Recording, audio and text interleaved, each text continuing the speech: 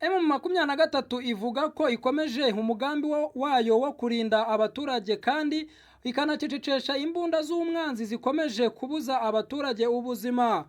Umutwe wa M23 utangaje ko itabariza abaturage bari kuraswa mu gihe Afurika y'Epfo abatavuga rumwe n'ubutegetsi bari kotsa igitutu perezida wabo Ramaphosa ukomeje gushyira mu kaga abana b'Abanyafurika yohereza abasirikare kurwana na M23 mu burasirazuba bwa Kongo.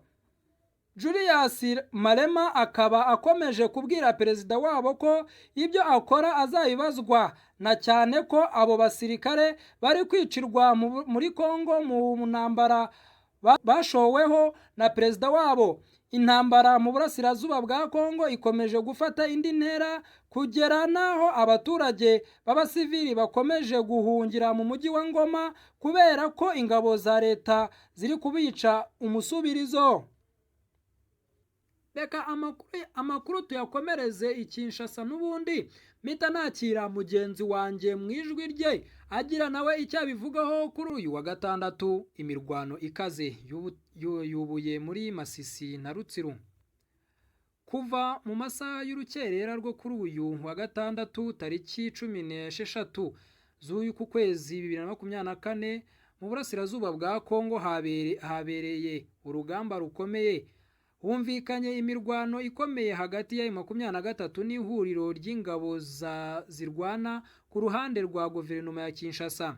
Ni imirwano yabereye mu duce two muri teritwari ya Masisi no mu bice bikora ku butaka bwo muri teritwari ya Rutsiro mu ntara ya Kivu y'Amajyaruguru. Amakuru dufite yemeza ko urwo rugamba rwabereye mu gace ka Kangano gaherereye muri groupement Mupfunyi Mutanda muri teritwari ya Masisi. Indi mirwano nanone irimo kubera mu gace ka Nyenyeri, hagace bivugwa ko gatuwe n'abaturage benshi nk'uko byemezwa n'umuvugizi wa M23 mu bya politike Rusi Kanyuka, aho yashimangiye ko ihuriro ry'ingabo z'ubutegetsi bwa Kongo bagabye ibitero ahitwa Nyenyeri hasanzwe hatuye abaturage benshi. Iyi mirwano ihazindukiye mu gihe ku munsi w'ejo nabwo habaye indi mirwano mu bice bya Bwa muri teritwari ya Masisi. Iminsi ibaye 6 bisa n'ibyahinduye isura mu mirongo y'urugamba hagati y'umutwe wa M23 n'ihuriro ry'ingabo zirwana ku ruhande rwa guverinoma ya Kinshasa. Nk'uko urugamba rukaze rwatangiye mu mpera z'iki cyumweru dusoje, ni nyuma y'uko M23 ishyize itangazo hanze rivuga ko batazakomeza kwihanganira ibi bikorerwa abasivili kandi bikozwe n'ihuriro ry'ingabo za guverinoma Repubulika Iharanira Demokarasi ya Kongo. Ciao ciao na kagaruka Jav.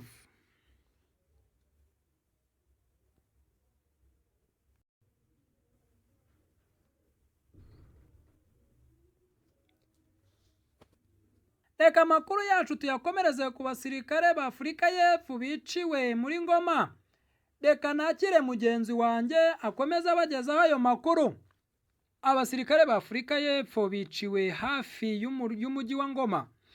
Igisirikare cya Afurika y'Epfo CNDF kiri mu butumwa bw'umuryango wa SADC cyatangaje ko abasirikare babiri bacyo bapfiriye mu burasirazuba bwa Kongo Kinshasa, abandi 3 barakomereka.